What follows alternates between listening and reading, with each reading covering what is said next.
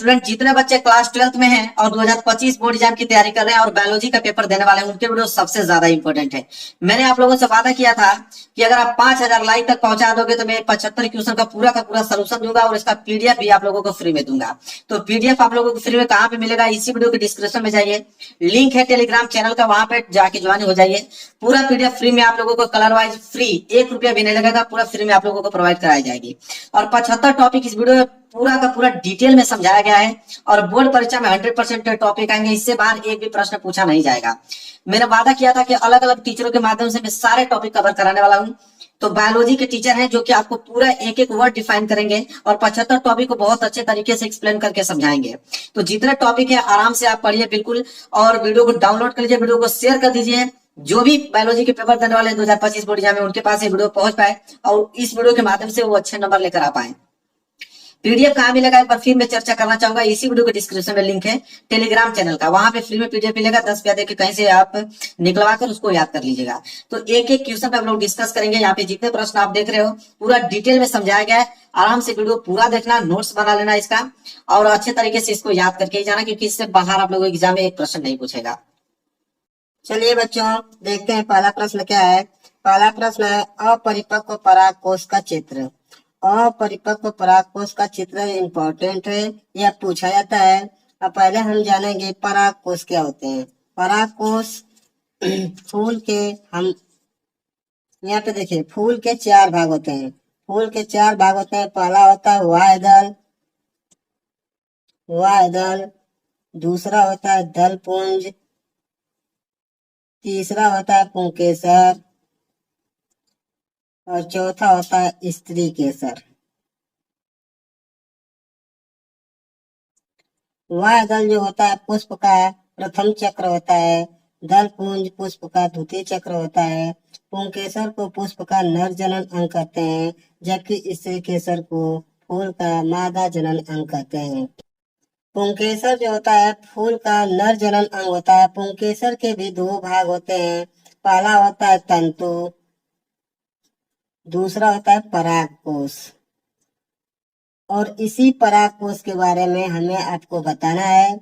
आप परागकोश इस तरह से इसको कहते हैं तंतु, यहाँ पे लगा होता है परागकोश। परागकोश का जब अनुप्रस्थ काटते हैं, जैसा चित्र में दिख रहा दे दिया है, चित्र में दिया है यहाँ पे कि इसके बाहर एक मोटी परत जैसी आवरण देखिए, इसको कहते हैं हम लोग एपिडर्मिस या वाइडर्मिस।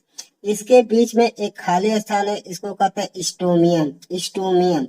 और यहाँ पे अगर एक पराग कोश की बीजाणु धानी की बात करते हैं तो इसमें 2 प्रकार की कोशिकाएं पाई जाती हैं। एक का नाम है इंडोथीसियम और दूसरे का नाम है टेपिटम। जो इंडोथीसियम की कोशिका होती है यही पराग कणों को निर्माण करती है, जबकि जो टेपिटम कोशिका होती है यह टेपिटम कोशिका पराग कणों को पोषण प्रदान करती है। ये चित्र के माध्यम से, चित्र इम्पोर्टेंट है, इस चित्र में सब कुछ स्पष्ट दे दिया गया है। चलिए बच्चों, दूसरा क्वेश्चन देखते हैं। दूसरा क्वेश्चन है परिपक्व परागकोश का चित्र। परिपक्व का मतलब होता है कि जब परागकोश में पराग कणों का पूर्ण रूप से निर्माण हो जाता है तो उसे परिपक्व परागकोश कहते हैं। इसका जब अनुप्रस्थ काट कर देखेंगे तो हमने भी बताया कि जो स्टोमियम की जो दीवार होती है परिपक्व हो जाने के बाद यह टूट जाती है, और टूटने के बाद यहाँ से मैच्योर अवस्था में, पूर्ण विकसित अवस्था में परागकण इस स्टोमियम के द्वारा बाहर निकलना शुरू हो जाते हैं। और यह आपको परिपक्व परागकोश का चित्र दिया गया है। इस चित्र को ध्यान से देखिए। यहाँ पे स्टोमियम है, स्टोमियम की यहाँ पे दीवार टूट रही है, यहाँ से परागकोश, परागकण बाहर निकलना शुरू हो रहे हैं। चलिए बच्चों, तीसरा क्वेश्चन देखते हैं। आवृत बीजी बीजांड का चित्र। बीजांड, बीजांड होता है क्या, इसके बारे में थोड़ा सा हम आप लोगों को बताना चाहते हैं। बीजांड देखिए, अभी बताएं कि पुष्प के 4 भाग होते हैं। चौथा भाग होता है स्त्री केसर। पुष्प का स्त्री केसर जो होता है यह पुष्प का मादा जनन अंग होता है, मादा जनन अंग। हमने बताया था कि स्त्री केसर के 3 भाग होते हैं। पहला होता है वर्तिकाग्र, दूसरा होता है वर्तिका और तीसरा होता है अंडाशय। इस सबसे ऊपरी भाग को कहते हैं वर्तिकाग्र। इस बीच वाले भाग को कहते हैं वर्तिका। नीचे वाले भाग को कहते हैं अंडाशय। इसी अंडाशय के बीच में एक गोल सी संरचना होती है। इस गोल सी संरचना को ही कहते हैं बीजांड। बीजांड। इस बीजांड के अंदर एक थैलीनुमा संरचना पाई जाती है, जिसको कहते हैं हम लोग भ्रूणकोश। भ्रूणकोश। आप भ्रूणकोश में देखेंगे, भ्रूणकोश में 3 प्रकार की कोशिकाएं पाई जाती हैं। भ्रूणकोश के ऊपर 3 प्रकार की कोशिका होती है, इसे कहते हैं प्रतिमुखी कोशिका। प्रतिमुखी कोशिका। बीच में 2 प्रकार की कोशिका होती है, इसे कहते हैं ध्रुवी कोशिका। ध्रुवी कोशिका। नीचे एक बड़ी कोशिका होती है, इसे कहते हैं हम लोग अंड कोशिका। अंड कोशिका से 2 सटी कोशिकाएं होती हैं, जिन्हें कहते हैं हम लोग सहायक कोशिका। सहायक कोशिका। जैसा कि आप चित्र में यहाँ पे देख पा रहे हैं, चित्र में यहाँ पे ये थैलीनुमा संरचना है, इसको कहते हैं हम लोग भ्रूणकोश, या अंग्रेजी में इसको कहते हैं एम्ब्रियोसाइक। एम्ब्रियोसाइक। इसके जो खाली स्थान वाले भाग होते हैं, इसको कहते हैं हम लोग न्यूसिलस। न्यूसिलस। खाली स्थान वाले भाग को कहते हैं न्यूसिलस। अब बीजांड के ऊपर चारों ओर से आवरण घेरा होता है, इसको कहते हैं अध्यावरण, या अंग्रेजी में कहते हैं इंटीगुमेंट। उसके बाद यहाँ पे बीजांड के सबसे नीचे वाले भाग को कहते हैं बीजांड द्वार या मुख द्वार, तथा पीछे वाले भाग को कहते हैं हाइलम। यह चित्र बहुत ही इम्पोर्टेंट है, क्योंकि यह परीक्षा में हर बार पूछा गया है कि द्विबीजपत्री यानी बीजांड का अनुप्रस्थ का चित्र बनाइए या बीजांड के बारे में लिखिए। तो आपको कुछ नहीं करना है, चित्र समझ लीजिए, और समझने के बाद इस चित्र के माध्यम से आप कुछ भी लिख सकते हैं। जैसे बीजांड के ऊपर चारों ओर से आवरण होता है, इस आवरण को इंटीग्रेंट कहते हैं। बीच में एक गोल सी संरचना होती है, जिसको हम लोग कहते हैं न्यूसिलस। बीच में थैलीनुमा संरचना होती है, इस थैलीनुमा संरचना को कहते हैं एम्ब्रियोसाइक या भ्रूणकोश। ऊपर 3 कोशिकाएं, इसको कहते हैं एंटीपोडल सेल या प्रतिमुखी कोशिका। नीचे एक बड़ी कोशिका होती है, जिसको कहते हैं एक सेल। एक सेल के बाद बीच में 2 कोशिकाएं होती हैं, इसको कहते हैं हम लोग ध्रुवी कोशिका। चलिए बच्चों, देखते हैं चौथा प्रश्न, परागण। परागण। परागण का मतलब हमने अभी समझाया था आप लोगों को। फूल 2 प्रकार के होते हैं। फूल 2 प्रकार के होते हैं, जैसा कि चित्र में आपको हम दिखा रहे हैं। फूल 2 प्रकार के होते हैं। एक होता है एक लिंगी फूल,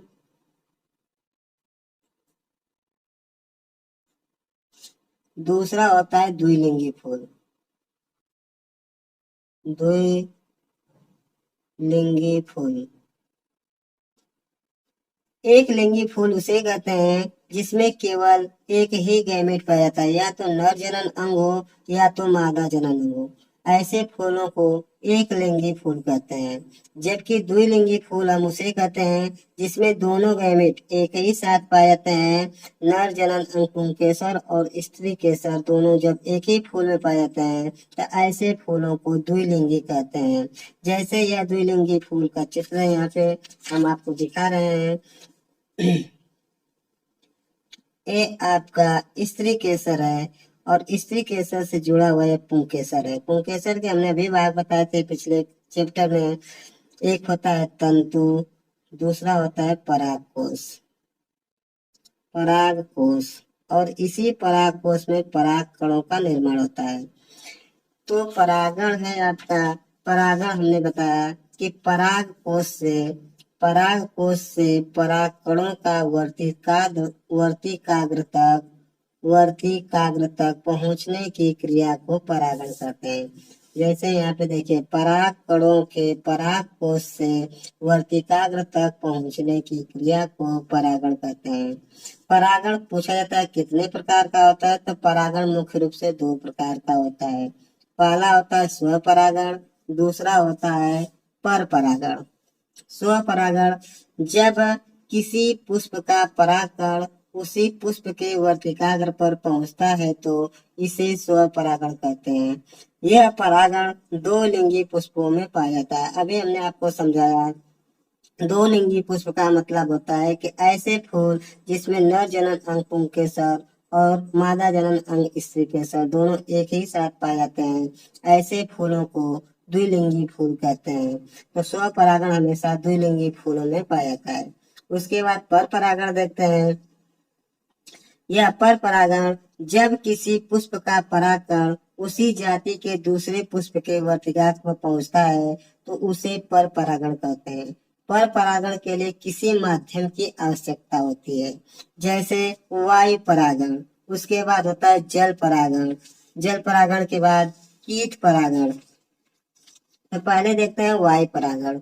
वायु के द्वारा परागकणों का वर्तिकाग्र तक पहुंचने की क्रिया को वायु परागण कहते हैं। जैसे मक्का, बांस, गन्ना आदि, इन सभी पौधों में जब हवा चलती है तो हवा के माध्यम से जो परागकण होते हैं वर्तिकाग्र तक पहुंच जाते हैं। उसके बाद देखते हैं जल परागण।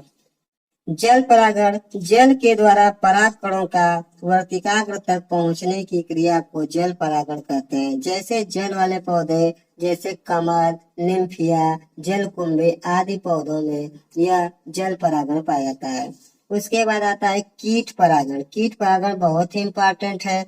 कीट परागण कई बार पूछा गया है, अर्थात कीटों के द्वारा पराग कणों का वर्तिकाग्र तक पहुंचने की क्रिया को कीट परागण कहते हैं। जैसे एक प्लांट है साल्विया, जैसे परीक्षा में पूछा कीट के द्वारा परागित दो पौधों के नाम लिखिए, एक साल्विया, दूसरा सूर्यमुखी, तीसरा रात की रानी।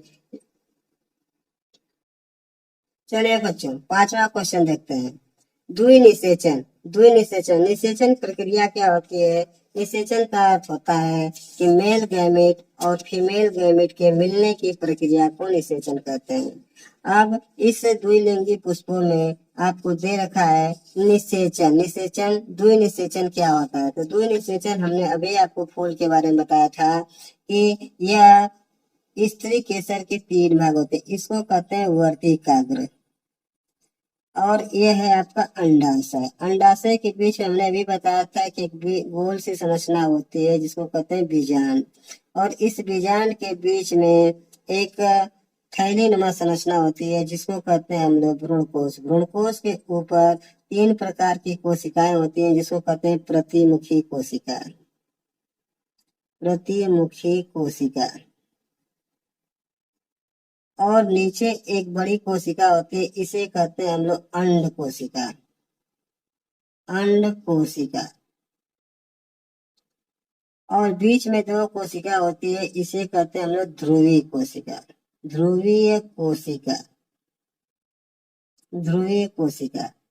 अब हमने अभी बताया कि यह यहाँ से लगे होते हैं आपके नर जनन अंग पुंकेसर। इस पुंकेसर के ऊपर परागकोश होता है। परागकोश में हमने बताया था परागकणों का निर्माण होता है। परागकण से परागकोश से परागकण जब हवा के द्वारा या पानी के द्वारा या जंतुओं के द्वारा जब यह परागकोश से परागकण वर्तिकाग्र पर पहुंचते थे इसे परागण कहते हैं। परागण के फलस्वरूप यह जो कोशिका होती है परागकण की दो सेल की अवस्था में पहुंचती है। दो सेल की अवस्था में पहुंचती है वर्तिकाग्र पर। वर्तिकाग्र पर पहुंचने के बाद इस परागकण के ऊपर दो प्रकार का आवरण होता है। एक होता है वाय स्तर और दूसरा होता है मध्य स्तर। दूसरा क्या होता है? अंत स्तर। सॉरी, इसको कहते हैं अंत स्तर। वाय स्तर स्पोरोपोलिन का बना होता है। वाय स्तर स्पोरोपोलिन का बना होता है। स्पोरोपोलिन बहुत ही इंपॉर्टेंट क्वेश्चन है, पूछा जाएगा कि परागकण का जो वाय स्तर होता है किसका बना होता है? तो स्पोरोपोलिन का बना होता है। जबकि जो अंत स्तर होता है, यह अंतर स्तर जो होता है पेक्टोसेलुलोज का बना होता है। पेक्टोसेलुलोज। पेक्टोसेलुलोज का बना होता है। अब यहाँ पे परागण प्रक्रिया संपन्न होने के बाद जो वाय स्तर होता है स्पोरोपोलिन, इस वर्तिकाग्र पर मैलिक अम्ल का स्राव होता है। मैलिक अम्ल का। मैलिक अम्ल के स्रावन के फलस्वरूप यह स्पोरोपोलिन की दीवार यहाँ से टूट जाती है और उसमें से जो पहली कोशिका होती है यह पराग नली का निर्माण करती है। यह पराग नली का निर्माण करती है। पराग नली निर्माण होते होते बीजांड के मुख्य द्वार तक चली जाती है। उसके बाद जो दूसरी कोशिका होती है यह बीच में आकर समसूत्री विभाजन के फलस्वरूप दो भागों में बढ़ जाती है। दो भागों में बंटने के फलस्वरूप इसमें से एक जो कोशिका होती है वह अंड कोशिका से आकर मिलती है, जिसे प्राथमिक निषेचन कहते हैं। प्राथमिक निषेचन कहते हैं, जिसे प्राथमिक निषेचन कहते हैं। जबकि जो दूसरी कोशिका होती है परागकण की, यह आकर इस ध्रुवीय कोशिका से जुड़ जाती है और इसे हम लोग कहते हैं द्वितीयक निषेचन। द्वितीयक निषेचन। और द्वितीयक निषेचन की खोज किया था एस.जे. नवास्चिन। बहुत ही इम्पोर्टेंट है, पूछा जाता है द्वितीयक निषेचन की खोज कौन किया था, तो एस.जे. नवास्चिन। एस.जे. नवास्चिन याद रखिएगा। द्वितीयक निषेचन हमने अभी बताया कि जब परागकण की दूसरी कोशिका होती है, जब ध्रुवीय कोशिका से मिलती है तो उसे द्वितीयक निषेचन कहते हैं।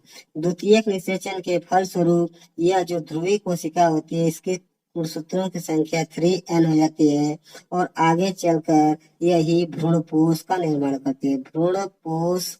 भ्रूणपोष या अंग्रेजी में इसको कहते हैं इंडोस्पर्म। इंडोस्पर्म। तो आप समझ में आया कि नहीं आप लोगों को द्वितीयक निषेचन? द्वितीयक निषेचन का मतलब होता है कि जब परागकण की दूसरी कोशिका ध्रुवीय कोशिका से मिलती है तो उसे द्वितीयक निषेचन कहते हैं। चलिए बच्चों, छठवां क्वेश्चन देखते हैं। अनिषेक फलन। अनिषेक फलन। अनिषेक फलन का मतलब होता है कि बिना निषेचन के जब किसी पौधे में फल का निर्माण हो जाता है तो उसे अनिषेक फलन कहते हैं। उसे अनिषेक फलन कहते हैं। बिना निषेचन के ही फल का निर्माण अगर हो जाए तो उसे अनिषेक फलन कहते हैं। और अनिषेक फलन वाले फलों में बीज नहीं पाया जाता है, अर्थात अनिषेक फलन वाले पेड़ बीज रहित होते हैं, उसमें बीज पाया नहीं जाता है। जैसे अंगूर, केला, अनानास, पपीता, नींबू आदि। जैसे इस नोट्स में आपको देख रहे हैं कि जब पादपों में परागकण एवं निषेचन के बिना ही फल का निर्माण होता है तो इस प्रक्रिया को अनिषेक फलन कहते हैं। इस क्रिया के फलस्वरूप बीज रहित फलों का विकास होता है, अर्थात इसमें बीज नहीं पाए जाते हैं। जैसे अंगूर, केला, अनानास, पपीता, नींबू आदि। चलिए बच्चों, सातवां प्रश्न देखते हैं। लघु बीजाणु जनन। लघु बीजाणु जनन का अर्थ होता है कि पुष्प के पराग कोश में जो पराग कणों का बनना ही लघु बीजाणु जनन कहलाता है। लघु बीजाणु जनन मातृ कोशिकाओं से लघु बीजाणुओं के बनने की क्रिया लघु बीजाणु जनन कहलाती है। अर्थात हम कह सकते हैं कि पराग कोश में जो मातृ कोशिकाएं होती हैं वह पराग कणों का निर्माण करती हैं और इसी प्रक्रिया को लघु बीजाणु जनन कहते हैं। इसमें 2 या 3 बार विभाजन होता है, जिसमें पहला होता है जो मातृ कोशिकाएं होती हैं वह द्विगुणित होती हैं, 2n होती हैं। 2n यानी द्विगुणित होती हैं। 2n में यहाँ पे इसमें फिर 2 बार विभाजन होता है। 2 बार विभाजन होने के फलस्वरूप इनमें 4 मातृ कोशिकाओं का निर्माण होता है, जिसको लघु बीजाणु कहते हैं। यह लघु बीजाणु पादप नर का युग्मक भेद होता है। चलिए बच्चों, 8वां क्वेश्चन देखते हैं। गुरु बीजाणु जनन। गुरु बीजाणु जनन का मतलब होता है कि जब एम्ब्रियो सैक यानी भ्रूणकोश का जब निर्माण होता है तो उसे गुरु बीजाणु जनन कहते हैं। और आप लोग जानते हैं कि जो एम्ब्रियो सैक होता है, भ्रूणकोश होता है, वह बीजांड के अंदर होता है। बीजांड के अंदर यहाँ पे दिखाई दे रहा है आपको। गुरु बीजाणु जनन, मातृ कोशिका से गुरु बीजाणु के बनने की क्रिया गुरु बीजाणु जनन कहलाती है। गुरु बीजाणु जनन का मतलब होता है इम्ब्रियो सैक, या इसको कहते हैं भ्रूण कोश। भ्रूण कोश, भ्रूण कोश के बनने की प्रक्रिया ही गुरु बीजाणु जनन कहलाती है। इसमें हमने आपको बताया था कि यह मादा जनन अंग स्त्री केसर है। स्त्री केसर के हमने 3 भाग बताए। इसको कहते हैं वर्तिकाग्र, इसको कहते हैं वर्तिका, इसको कहते हैं पूरे भाग को अंडाशय। अंडाशय के बीच में गोल सी संरचना, इसको कहते हैं बीजांड। और बीजांड के बीच में यहाँ पे थैलीनुमा संरचना, इसको कहते हैं हम लोग भ्रूणकोश। भ्रूणकोश में एक मातृ कोशिका होती है। मातृ कोशिका जो होती है यह द्विगुणित होती है, 2n होती है। इसमें 2 बार विभाजन होता है, एक बार समसूत्री और दूसरी बार अर्धसूत्री। समसूत्री विभाजन के फलस्वरूप यह 4 कोशिकाओं में विभाजित होता है। 4 कोशिकाओं में विभाजित होने के फलस्वरूप इनमें से 3 कोशिका नष्ट हो जाती है, एक कोशिका रहती है जो कार्यरत रहती है। आगे चलकर यही कोशिका ऊपर 3 कोशिकाओं का निर्माण करती है तथा बीच में 2 कोशिकाओं का निर्माण करती है और नीचे 3 कोशिकाओं का निर्माण करती है, और इसी तरह से यह भ्रूणकोश का निर्माण कर देती है, जिसे हम लोग कहते हैं गुरु बीजाणु जनन। चलिए बच्चों, अगला क्वेश्चन देखते हैं। आवर्त चक्र, यह मानव जनन के चैप्टर से संबंधित है। आवर्त चक्र, आवर्त चक्र स्त्रियों में पाया जाता है। आवर्त चक्र को दूसरा नाम मेंस्ट्रुअल साइकिल भी कहते हैं, या इसको प्रजोधर्म भी कहते हैं। आवर्त चक्र, जब लड़कियों की उम्र 12 से 13 वर्ष की होती है तो उनके शरीर में एक हार्मोन पाया जाता है जिसका नाम है एस्ट्रोजन। जो एस्ट्रोजन होता है यह द्वितीयक लैंगिक लक्षण को विकसित करता है। द्वितीयक लैंगिक लक्षण में होते हैं जो एक अवस्था के बाद शरीर में कुछ परिवर्तन होता है, उसी परिवर्तन को द्वितीयक लैंगिक लक्षण कहते हैं। द्वितीयक लैंगिक लक्षण के फलस्वरूप सबसे इम्पोर्टेंट है आवर्त चक्र शुरू हो जाता है। आवर्त चक्र शुरू करने में यह एस्ट्रोजन हार्मोन का बहुत महत्वपूर्ण रोल होता है। और आप जानते हैं कि मादा का प्राथमिक जनन अंग होता है अंडाशय। अंडाशय शरीर में एक जोड़ी पाया जाता है। अंडाशय का जब चित्र देखेंगे तो अंडाशय का इस तरह से चित्र आपको दिखाई देता है। अंडाशय के बीच में एक पुटिका कोशिकाएं होते हैं। यह पुटिका कोशिकाएं जो होती है FSH का मतलब फॉलिकल स्टिमुलेटिंग हार्मोन। इसके प्रभाव के कारण यह पुटिका कोशिकाएं सक्रिय हो जाते हैं तथा अंडाणु बनाने के लिए तैयार हो जाते हैं। अंडाणु जैसे बन जाता है, अंडाणु के बीच में थोड़ा सा ब्लड की मात्रा इकट्ठे हो जाती है और इसके बाहर जीव द्रव्य इस तरह से भर जाता है और अंडाणु धीरे धीरे विकसित होकर द्वितीयक अंडाणु में बदल जाता है। द्वितीयक अंडाणु में बदलने के फलस्वरूप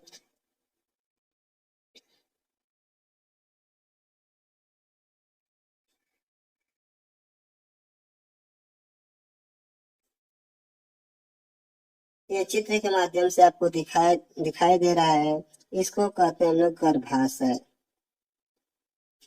इसको कहते हैं अंडवाहिनी, इसको कहते हैं हम लोग अंडाशय। हमने अभी बताया कि अंडाशय जो होता है यह एस्ट्रोजन हार्मोन का स्राव करता है, जबकि जो पीयूष ग्रंथि होती है मस्तिष्क में पाए जाते हैं, यहाँ से FSH हार्मोन का स्राव होता है।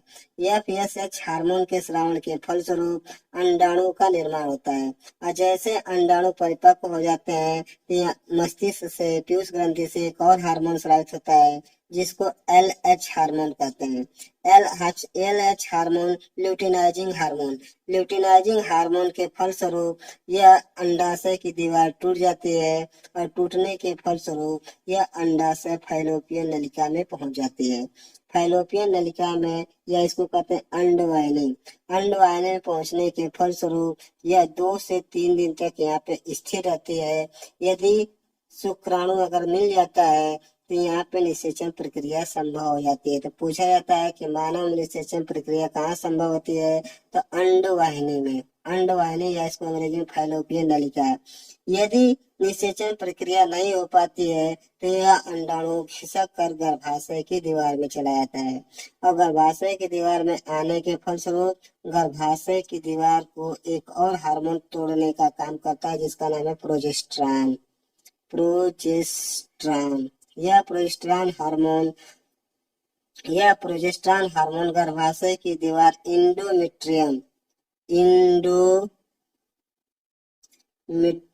इंडोमेट्रियम को तोड़ता है और तोड़ने के बाद यहाँ से जो ब्लड वेसल्स होती हैं वहां से खून के द्वारा यह अंडाणु भी शरीर से बाहर निकल जाता है और इसी प्रक्रिया को आवर्त चक्र कहते हैं। आवर्त चक्र यह 12 से 13 वर्ष की शुरू अवस्था में होती है जिसको हम लोग मीनार्च अवस्था कहते हैं। मीनार्च अवस्था कहते हैं और यह अवस्था 50 से 55 वर्ष की अवस्था में समाप्त हो जाती है जिसे कहते हैं मीनोपाउच अवस्था। आवर्त चक्र 3 चरणों में बांटा गया है जैसे कि यहाँ पर देख रहे हैं। आवर्त चक्र 3 अवस्था में बांटा गया है। पहला होता है रजोस्राव अवस्था। यह रजोस्राव अवस्था लगभग 5 दिनों तक चलता रहता है। 5 दिन के बाद गर्भाशय की भित्ति जो होती है कुछ रुधिर की मात्रा होती है जो शरीर से बाहर निकलती है। यह रजोस्राव अवस्था 5 दिनों के बाद समाप्त हो जाती है। 5 दिनों के बाद समाप्त होने के बाद दूसरी अवस्था आती है जिसको पूर्व अंडोसर्ग अवस्था कहते हैं। पूर्व अंडोसर्ग अवस्था 6 से 13 दिन के बीच पीयूष ग्रंथि के या FSH हार्मोन के प्रभाव से 20 कोशिकाओं में पूर्व अंडोसर्ग अवस्था में हमने बताया मस्तिष्क से FSH हार्मोन के स्रावण के फलस्वरूप 20 कोशिकाओं में द्विबंधी होता है और एस्ट्रोजन हार्मोन का स्राव होता है जिसमें केवल एक ही कोशिका बंद कर अन्य कोशिकाएं पूरे कोशिका में बड़ी हो जाती है और बड़ी होने के फलस्वरूप द्वितीयक अंडाणु का निर्माण करती है। और अभी हमने आपको चित्र के माध्यम से समझाया था पीयूष ग्रंथि से FSH हार्मोन के स्रावण के फलस्वरूप यहाँ पे पुटिका कोशिकाओं में जीव द्रव्य के भर जाने के फलस्वरूप द्वितीयक अंडाणु का निर्माण होता है जबकि पीयूष ग्रंथि के द्वारा LH हार्मोन के स्रावण के फलस्वरूप यह अंडाशय की दीवार टूट जाती है और अंडाशय यहाँ पे आ जाता है फैलोपियन नलिका में। अंडाणु जब फैलोपियन नलिका में आ जाता है यह 14वें दिन होता है। कितने दिन? 14वें दिन। तीसरी अवस्था होती है पश्च अंडोत्सर्ग अवस्था। यह 15वें से 18वें दिन के बीच होती है। इसमें ग्रेफियन पुटिका जो होती है वह टूट जाती है और कार्पस लुटियम में बन जाती है और कार्पस लुटियम में अल्प मात्रा में एस्ट्रोजन हार्मोन का स्राव होने लगता है और अधिक मात्रा में प्रोजेस्टेरॉन हार्मोन का स्राव होता है जिससे गर्भाशय की एंडोमेट्रियम मोटी हो जाती है और वह एंडोमेट्रियम टूटकर ब्लड के माध्यम से जो अंडाणु होता है उसको शरीर से बाहर निकाल देता है। चलिए बच्चों 10वां प्रश्न देखते हैं अंडाणु जनन। अंडाणु जनन का मतलब होता है कि अंडाशय में अंडाणु के बनने की प्रक्रिया को अंडाणु जनन कहते हैं। अंडाणु जनन में 3 प्रवस्था होती है। फर्स्ट होती है गुणन प्रवस्था, दूसरा होता है वृद्धि प्रवस्था और तीसरा होता है परिपक्वन प्रवस्था। यहाँ पे देखिए परिपक्वन प्रवस्था। तो हमने अभी बताया आप लोगों को कि अंडाशय में अंडाणु के बनने की प्रक्रिया को अंड जनन कहते हैं। अंड जनन के 3 भाग होते हैं। तो गुणन प्रवस्था पहले देखते हैं। गुणन प्रवस्था का मतलब होता है कि अंडाशय में यहाँ पे हमने आपको भी बताया कि अंडाशय में यहाँ पे पुटिका कोशिकाएं होती हैं। पुटिका कोशिकाएं थोड़ा सा ब्लड की मात्रा लेकर इसमें जीव द्रव्य भर जाता है। जीव द्रव्य भरने के फलस्वरूप यह अंडाशय धीरे धीरे बड़ा होने शुरू हो जाता है और बड़े होते होते यह द्वितीयक अंडाणु में परिवर्तित हो जाता है। द्वितीयक अंडाणु में परिवर्तित हो जाएगा और परिवर्तित होने के फलस्वरूप यह एलएच हार्मोन के प्रभाव के कारण अंडवाहिनी में टूटकर पहुंच जाता है। जैसा कि आप चित्र में देख रहे हैं, यह प्राइमरी सेल है, प्राथमिक कोशिका होती है। इसमें समसूत्री विभाजन के फलस्वरूप यह दो भागों में बढ़ जाती है। दो भागों में बढ़ने के बाद यह 4 ओगोनियम अंडाणु कोशिकाओं में बढ़ती है और अंडाणु कोशिकाओं में बढ़ने के बाद यह 3 कोशिका नष्ट हो जाती है। इसमें से एक कोशिका जो कार्यरत रहती है, आगे चलकर यह प्राइमरी ओसाइट यानी प्राथमिक अंडाणु का निर्माण करती है और प्राथमिक अंडाणु में इस तरह से ग्रोथ फेज आता है और ग्रोथ फेज के फलस्वरूप यह इसमें अर्धसूत्री विभाजन के फलस्वरूप यहाँ से 4 भागों में बढ़ जाता है। 3 पोलर बॉडी हो जाते हैं, एक कार्यरत रहता है और यही अंडाणु आगे चलकर निषेचन प्रक्रिया में सहायता करता है। तीसरा आता है परिपक्वन अवस्था। परिपक्वन अवस्था में हमने बताया कि जब अंडाणु पूर्ण रूप से विकसित हो जाता है तो पूर्ण रूप से विकसित होने के फलस्वरूप यह पुटिका कोशिका के फटने से द्वितीयक अंडाणु मुक्त होकर फैलोपियन नलिका में प्रवेश कर जाता है और अर्धसूत्री विभाजन द्वारा शुक्राणु के अंडाणु में प्रवेश क्रिया के पश्चात यह परिपक्वन अंडाणु कोशिका के छोटी ध्रुवीय कोशिका का निर्माण करता है और इस तरह से जब परिपक्व अंडाणु हो जाता है तो फैलोपियन नलिका में जाने के बाद शुक्राणु के मिलने के बाद निषेचन प्रक्रिया अंडवाहिनी में संपन्न हो जाती है।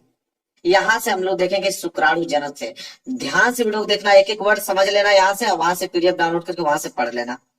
चलिए बच्चों देखते हैं शुक्राणु जनन। सबसे पहले आप शुक्राणु जनन की हेडिंग डालेंगे और शुक्राणु जनन के बारे में आप जानेंगे। देखिए शुक्राणु जनन क्या होता है? नर के वृषणों की जननिक उपकला की कोशिकाओं से अर्धसूत्री विभाजन द्वारा शुक्राणु निर्माण की क्रिया को शुक्र जनन कहते हैं। शुक्राणु जनन कहते हैं। यह प्रक्रिया वृषण की शुक्र जनन नलिकाओं में होती है। शुक्र जनन की प्रक्रिया निम्नलिखित 3 चरणों में पूर्ण होती है। पहली प्रवस्था होती है गुणन प्रवस्था। पहली प्रवस्था होती है गुणन प्रवस्था।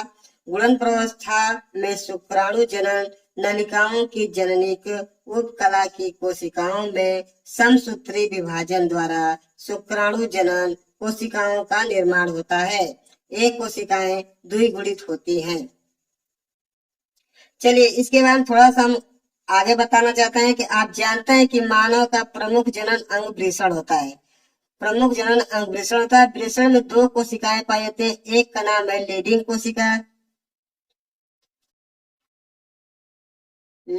कोशिका,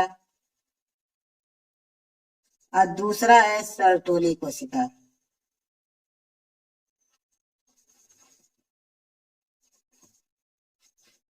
लीडिंग कोशिका को ही जननिक उपकला कहते हैं। इसी जननिक उपकला में समसूत्री विभाजन के फलस्वरूप 4 शुक्र जनन नलिकाओं का निर्माण होता है।